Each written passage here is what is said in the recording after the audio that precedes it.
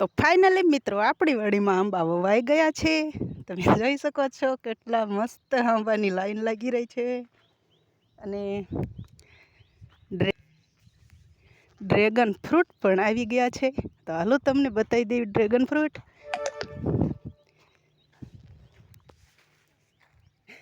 મોટા મારી જેવડા આંબા વાવ્યા છે, મારી જેવડા. આજે તમને ડ્રેગન ફ્રૂટ પણ બતાવી દેવી જે મોટું થઈ ગયું હશે હવે.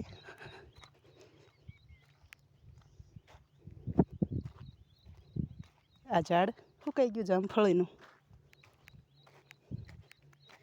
મસ્ત ટેપ પટ્ટીથી માપ કરી અને સરસ રીતે આંબા વાવ્યા.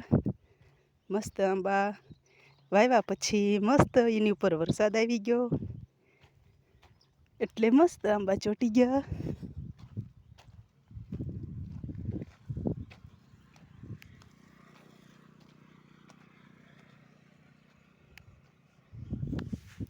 અને હવે આપણે ફાઇનલી પહોંચી ગયા છીએ ડ્રેગન ફ્રૂટ પાસે.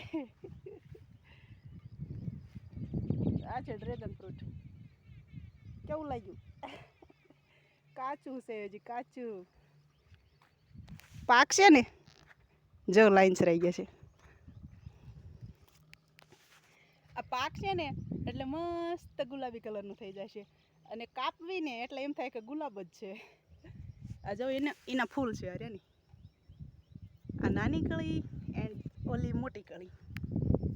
લાગઠ ડ્રેગન ફ્રૂટ આવી ગયા છે. લાગઠ હજી શરૂઆત જ છે એટલે ઓછા છે. આપણે ઘણી વાડીઓમાં ઊંધા પડી ગયા હોય, એક ડાળુમાં 4 4 5 5 6 6 હોય એવી રીતે નથી. અહીંયા જો 2 છે. આ નાનું અને આ છે મોટું છે ને. મસ્ત સુપર મોટું જબરું ફૂલ ડ્રેગનનું.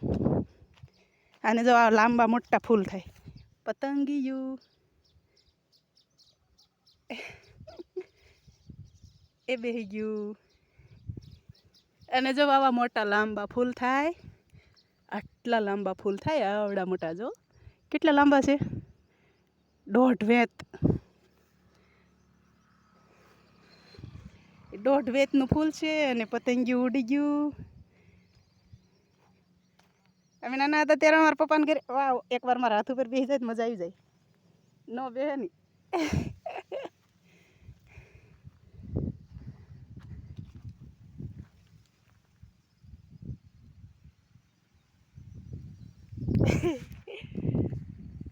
તો કેવા લાગ્યા ડ્રેગન ફ્રૂટ અને અમારી વાડી.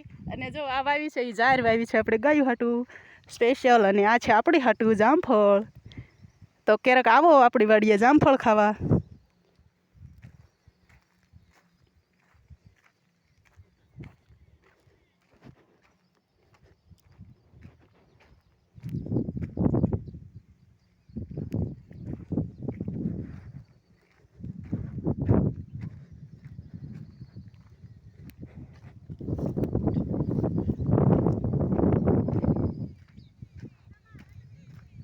આયા તા પણ મેં જોયા નહીં. કઈ બાજુ ગયા સી ખબર.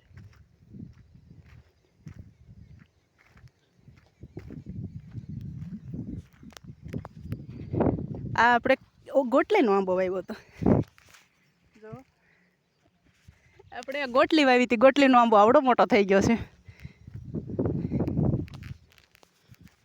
સારું હાલો તે જય શ્રી કૃષ્ણ. ખુશ રહેજો.